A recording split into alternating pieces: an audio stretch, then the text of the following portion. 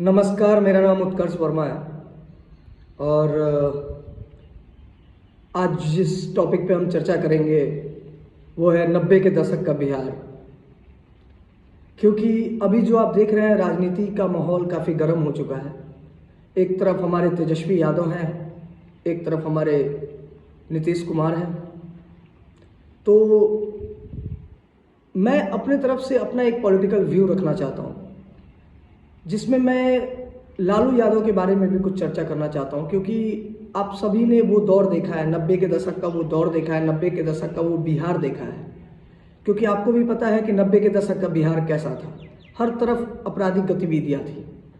कोई भी, आपको भी पता है कि 90 के दशक के बिहार ऐसा था कि कोई भी अपने रात को घर से बाहर निकलने में भी डरता था। मतलब कोई अपने रात को 10 बजे के बाद, तो 10 तो मैंने ज़्यादा बोल दिया, 8 बजे के बाद भी कोई अपने घर से बाहर नहीं निकलता था। वैसा बिहार था हमारा। इंफ्रास्ट्रक्चर के नाम पे हमारे बिहार में कुछ नहीं था, रोड तक नहीं था। अभी तो काफ़ी डेवलप कर चुका है बिहार, खैर इस पे तो हम बाद में आएंगे।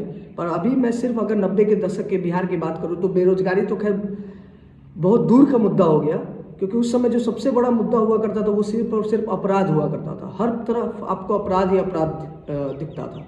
हर तरफ आपको बाहुबली, अपराधी, लूट, हत्या, यही सब दिखता था। और अगर आपने अभी तुरंत ही एक बाहुबली नेता है हमारे अनंत सिंह, उनका आपने एक बयान सुना होगा जिनमें उन्होंने बोला है कि लालू यादव अपने भाषण में उस समय कहा करते थे कि बिजली अगर बिहार में आई तो लोग मर जाएंगे।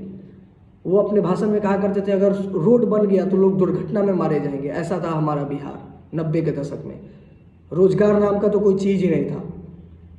जब रोड ही नहीं था, नाला ही नहीं था, सड़क ही नहीं था, कोई इंडस्ट्री ही नहीं थी, पुल ही नहीं था, तो कहाँ से आप रोजगार के बारे में सोच भी सकते हैं।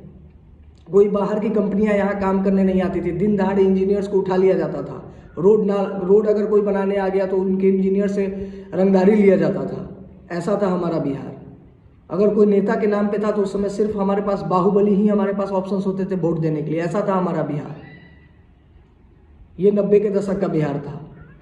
सरकारी स्कूल, शिक्षा की तो बात ही छोड़ दीजिए, शिक्षा की तो बदहाली स्थिति थी।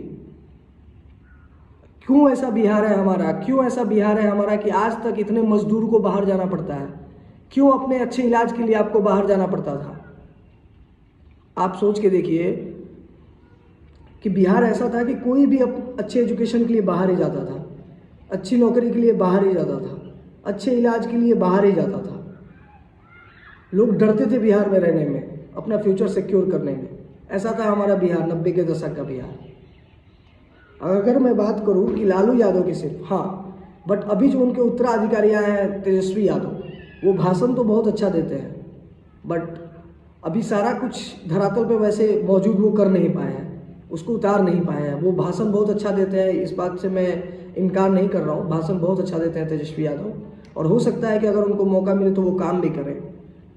बट इसमें मैं नीतीश कुमार के बारे में आपको बात करना चाहता हूं, क्योंकि नीतीश कुमार ने बिहार को वापस खड़ा किया है। अगर आप सिचुएशन देखो तो ऐसा सिचुएशन था बिहार का, और अभी का सिचुएशन आप देखो बिहार का, बिल्कुल बदल चुका है। हर तरफ आपको रोड तो आपको हर तरफ दिख रहा है, इंफ्रास्ट्रक्चर्स आपको हर तरफ दिख रहा है। अब बाहर की कंपनी आके बिहार में इन्वेस्ट भी कर रही हैं, नौकरियां मिल रही हैं, सारी चीज़ें नीतीश कुमार ने, आपराधिक गतिविधियां खत्म हुई हैं, पुलिस प्रशासन का चुस्त व्यवस्था है। आप देख सकते हो प्रशासन कितना एक्टिव है। अब आपको प्रशासन पे भरोसा है, अब आपको पुलिस पे भरोसा है। 90 के दशक में आप पुलिस पे भरोसा नहीं कर सकते थे, क्योंकि पुलिस उस समय की बिकी हुई होती थी। पर अभी आप देखो प्रशासन को,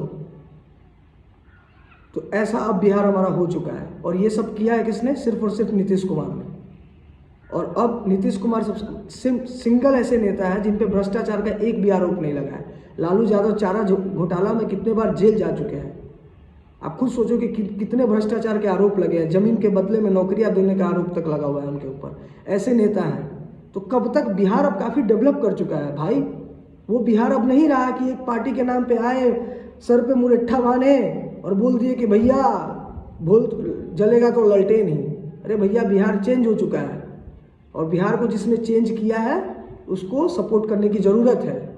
अब राजनीति को चेंज करने की ज़रूरत है। अब बिहार की जनता जो है परिपक्व हो चुकी है। अभी आप देख सकते हैं कि नीतीश कुमार ने पे एक भी भ्रष्टाचार का आरोप नहीं लगा। परिवारवाद का आरोप आप नीतीश कुमार पे नहीं लगा सकते हैं। नीतीश कुमार ऐसे हैं। और दूसरी मैं चर्चा करना चाहूँगा चिराग पासवान की। चिराग पासवान भी आप देख सकते हो कि एक ऐसे युवा नेता हैं हमारे पास ऑप्शन में, जो कि बिहार के आगे आने वाले भविष्य में चीफ मिनिस्टर बनने का मादा रखते हैं। क्योंकि जब वो अपने किसी भी आप उनका कोई भी भाषण उठा के देख लो चिराग पासवान का, तो मुझे लगता है जहाँ तक कि अगर चिराग पासवान के हाथ में बिहार की सत्ता आगे भविष्य में जाती है, तो ये मेरे निजी विचार हैं कि हाँ, हम कह सकते हैं कि एक हमारे पास ऑप्शन है फ्यूचर में चिराग पासवान हमारे पास।